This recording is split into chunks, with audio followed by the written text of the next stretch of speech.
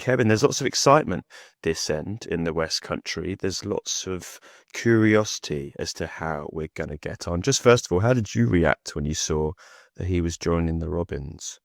Yeah, I thought it was an interesting one because the feeling was that he was going to take a bit of a break because I think he was quite wounded by what happened at Köln.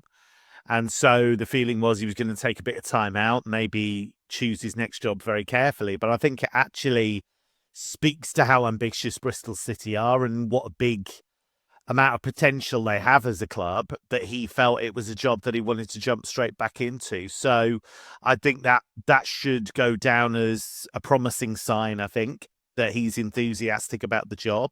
He believes there's potential to win promotion to the Premier League. When he was at Barnsley, of course, it was all about avoiding the drop to start with, whereas this is very different. This is about trying to build on what's happened in the season just gone and try and get City into the Premier League. And as you know far better than me, it's been far too long trying to get City into the Premier League. You know, it's an enormous catchment area. It's an enormous club, potentially. So, yeah, I think he's seen that potential and been really excited by it. Yeah, we all feel very wanted as Bristol City fans when we saw his announcement press conference. I mean, you said he might have felt a little bit heartbroken with how his season transpired in the end with Cologne. I mean, he was sacked with only a few or a couple of games to go in the league, with them potentially flirting with not going up. I mean, should we be concerned? Should we be worried? What really happened there? I don't think so. First of all, Bundesliga 2 is a crazy league where anything can happen. It's incredibly competitive. And you only have to look at what's happened to Hamburg. They've only just gone back up after years of falling at the final hurdle, really. It's not an easy league to get out of. But what tends to happen is if you're a big club that feels you should be in the Bundesliga and you look as though you're not going to get there, you panic. And when you have a bad result against Regensburg, who are one of the worst Bundesliga 2 teams we've seen in the last few years, that really sets the alarm bells ringing. And it was a bit of a mixed picture on the board at the time. I think there was big support for Struber, actually, to try and keep him on. But the no's won the day. And Köln have done that before. When they went up the previous time, they sacked Marcus Anfang, their coach, just before they won promotion. So they've done this before. And it wasn't just Struber who went. It was the sporting director, Christian Keller, as well. So they had a complete sweeping of the decks, something completely new to try and push them over the line. And in fairness, it worked. But I don't think it's an alarming thing necessarily. I just think it's one of those things that can happen when you've got a team that's been in a good position for a long time. They dip a little bit in a tough league, and the guys above panic a little bit and make their decision. How was that decision reacted to by the fans within the club and I guess general supporters or viewers of the second Bundesliga? Surprised? Yeah, it's always going to be a surprise. But as I say, Köln had seen that before. The Köln fans had seen that Marcus Anfang had gone and they'd got over the line anyway. So, to be honest, I think they were so focused on promotion that any which way they would have taken it. And it's quite, I mean, I've been to Cologne a lot. Cologne's a very emotional city. There are big highs, big lows. It's a roller coaster constantly. And that club loves a bit of drama. So it wasn't a huge surprise that Köln had fired their coach just before the finishing line. Was it a surprise that their campaign even got to that stage? They weren't already up by that point? Or was it understandable considering the changes necessary post-relegation? Yeah, I think understandable because, as I say, it took Hamburg years to get back up. You look at what's happened to Schalke since they dropped. Schalke's an absolutely enormous football club, and they nearly went down again, actually. So, you know, you actually do see some big clubs come close to dropping into the third tier, and we've seen that before. Seen clubs like Kaiserslautern who have been champions in the last few decades. They've dropped and had really big financial problems. So there are some huge clubs down there. It's a little bit like when you had Leeds in the Championship, Forest in the Championship. You've got Sheffield Wednesday still. You know, these are big, iconic clubs that were staples of the top tier for a long time. Germany's very, very similar. Let's switch focus then to Struber and his style of play. We think we know it as Bristol City fans. We've seen sort of Twitter threads, we've watched games perhaps, but what does it really boil down to? What will we be expecting at Ashton Gate next season? Well, he's one of those Red Bull school coaches, I think, because he worked for Salzburg in their youth department to start with. It's worth remembering, actually, that after a fairly unremarkable playing career, he actually worked in insurance for years. He actually had a proper job for quite a while. Um, and that was a long old spell. But while he was doing that, he was also doing coaching. He was working with the youth department at Salzburg. They promoted him. He got the Liefering job. For people who don't know, RB Salzburg is the main club, but they have a feeder club called Liefering, which operates in second tier. They have a lot of young talents. So what you got very early on was this idea that A, he was somebody that worked with young players a lot, and B, somebody that has those Red Bull ideals. And what that means is aggression without the ball, high press, lots of energy, lots of verticality in the play, wants to dominate games, wants to be on the front foot. And I think that's played out in a lot of his gigs since.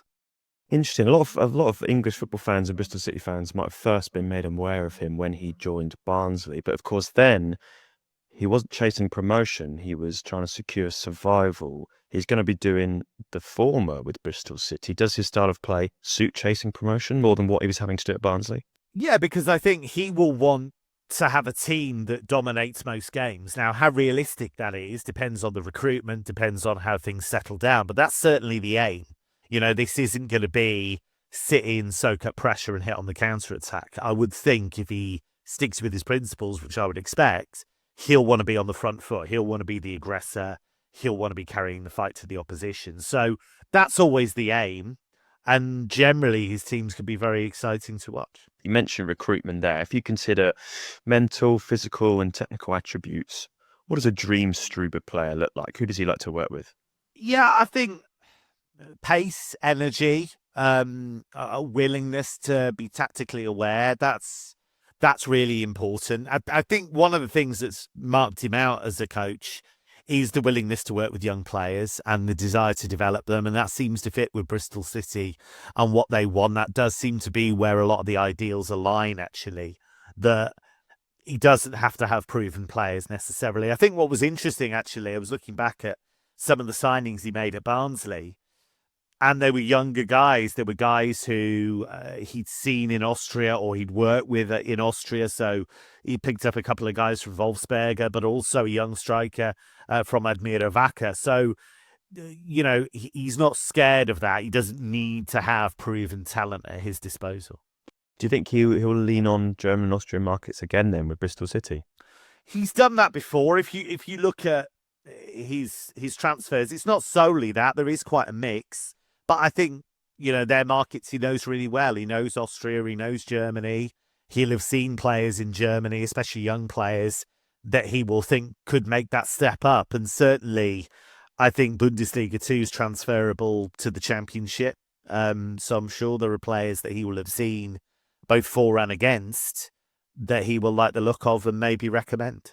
Yeah, I think Bristol City fans have looked upon Norwich and Huddersfield with envy at Wagner and Farker and other examples of people transferring over. And just focus on Bristol City, of course. We operate within a structure where the recruitment team will analyse and then provide shortlists for a manager to examine. Would he have any problem working with that? How similar or dissimilar is it to the Red Bull system, potentially?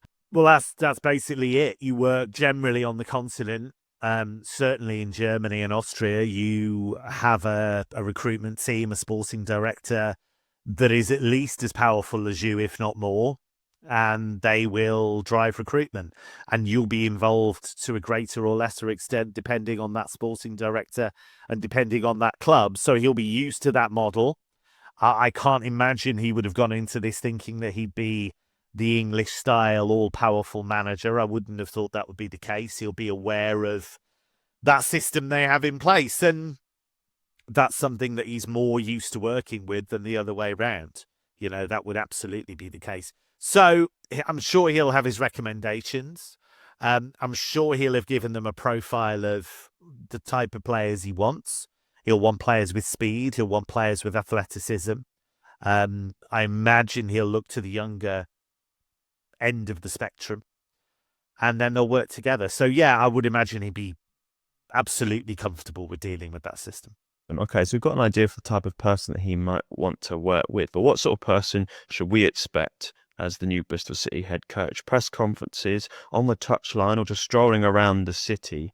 Who is Gerhard Struber? What sort of personality are we going to see? Yeah, I think the thing that stands out is passion. And I think, this is a guy that when he wasn't in football, desperately wanted to be back in football. He was doing all of the things that, he was coaching the youth teams, he was coaching an amateur team, he was doing all of the things he could to get back into the sport. So a passionate guy. You only have to look at, I think it was when Barnsley stayed up, he was in tears pretty much in his press conference and in his interviews, talking about the emotion and talking about how much they'd given in that season to achieve staying up. And so, yeah, somebody I think that has that ability to develop young talent, and somebody that will defend Bristol City's interests, I think. He wouldn't have come into this role if he didn't believe that he could achieve something.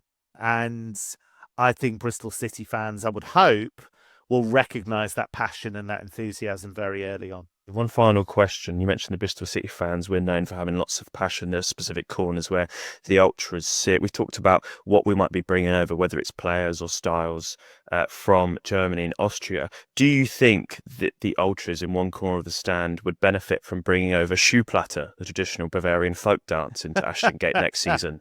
Maybe. He's certainly used to ultras. If he's been at Cologne in the last season, he's definitely used to that. I mean, ultimately, he got the push before the end of the season. But you can't survive for any length of time in Cologne without really acknowledging what type of city it is. It's a carnival city. It's a party city. You have to kind of embrace what all of that is. And I think anyone who's coached in Germany or Austria or both understands that hardcore, understands that ultra element of a club. So the fact that City have that pocket of hardcore fans, that I think will really appeal to him. And I imagine he will look to build that bond as quickly as possible.